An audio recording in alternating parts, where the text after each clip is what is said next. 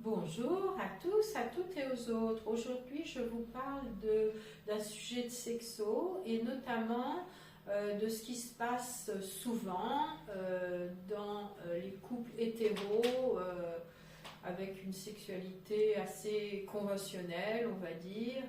Ce qui se passe souvent, c'est que l'homme va aller un petit peu trop directement, trop rapidement à la pénétration, va jouir, éjaculer rapidement et va laisser sa partenaire un petit peu sur le bas-côté, si je puis dire, parce que la femme, elle, est plus lente, elle a un petit côté un peu diesel, long à chauffer, etc.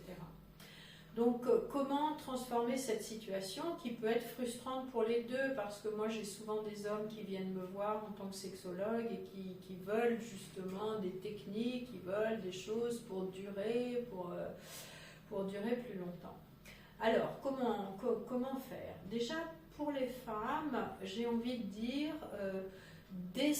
décentrez-vous de la pénétration, c'est-à-dire qu'il y a n'associez pas nécessairement la pénétration à l'orgasme parce que de toute façon, statistiquement, il n'y a que 20 à 30% des femmes qui connaissent l'orgasme à la pénétration sans autre stimulation.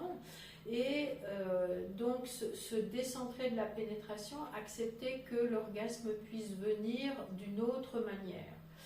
Si toutefois vous êtes vous vous sentez un besoin impérieux d'être pénétré, s'il y a un appel très fort vers cette pénétration, parce que oui, c'est vrai, c'est chouette d'être rempli, d'être pleine, de sentir le sexe de son partenaire dans le vagin, c'est très agréable. Donc si vraiment vous avez ce besoin impérieux de pénétration, alors je vous suggère des pratiques de slow sex, à savoir une pénétration sans mouvement. C'est-à-dire une fois que le pénis est à l'intérieur du vagin, vous ne bougez plus, vous restez dans l'immobilité et vous vous focalisez sur vos sensations avec comme suggestion des contractions du périnée pour stimuler l'érection de votre partenaire, mais en tout cas pas de mouvement, pas de va-et-vient, et vraiment sentir, mais là vraiment là je suis pénétrée, je suis pleine de lui.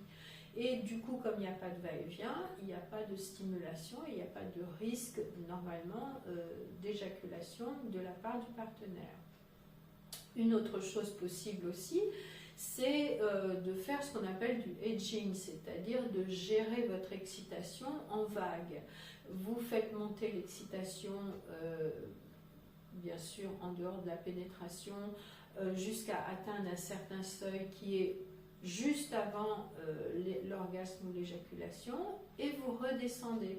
Vous calmez le jeu par des respirations, par une petite pause, par des caresses hors des zones érogènes primaires, par un ralentissement, par un regard, se regarder dans les yeux. Enfin bref, vous faites une petite pause et vous repartez de nouveau vers une autre vague et ainsi de suite. Dans ce genre de technique, vous avez vraiment l'impression que la relation sexuelle, elle dure longtemps, parce qu'effectivement, c'est vrai, ça va durer longtemps. Et vous allez pouvoir utiliser tout ce qui est à votre disposition en dehors de la pénétration, les caresses, les baisers, le massage, le sexe oral, les sextoys, les fantasmes, les jeux de rôle, enfin... Bref, vous avez tout un arsenal de suggestions à votre disposition en dehors de la pénétration. En ce qui concerne les hommes, souvent l'homme il va aller directement à la pénétration parce qu'il a peur de perdre son érection. Donc moi ce que j'ai envie de dire c'est, vous inquiétez pas, c'est tout à fait normal que l'érection soit fluctuante, elle va, elle vient. Si elle est partie, elle reviendra, il n'y a vraiment pas d'inquiétude à avoir. Et ce qui est bien, c'est de s'organiser pour que votre partenaire, vous en tant qu'homme, vous lui donniez un orgasme déjà avant qu'il y ait cette sacro-sainte pénétration. Un orgasme avec des caresses, avec les doigts, avec la langue, avec ce que vous voulez. Mais en tout cas, vous assurez que votre partenaire elle a déjà eu un orgasme avant que vous enclenchez la pénétration. Ce qui fait que vous êtes moins stressé, vous avez moins cette obligation de, entre guillemets, la faire jouir, et vous pouvez profiter vraiment de cette pénétration. Vous pouvez aussi respirer, ralentir, faire une pause et ne pas vous jeter dans des va-et-vient hyper intenses qui, de toute évidence, vont vous mener à l'éjaculation. Mais demandez aussi à votre partenaire, est-ce que c'est le bon moment pour toi, est-ce que tu préfères que j'attende un peu, etc.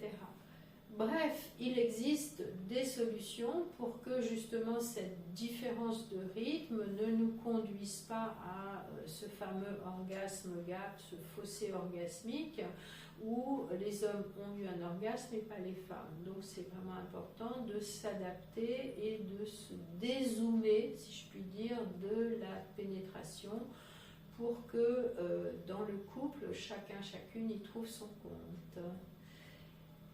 Merci de votre écoute. Si vous avez aimé cette vidéo, jetez un petit coup d'œil dans le lien dans la bio pour voir ce que je propose. N'hésitez pas à enregistrer, liker, partager et à bientôt.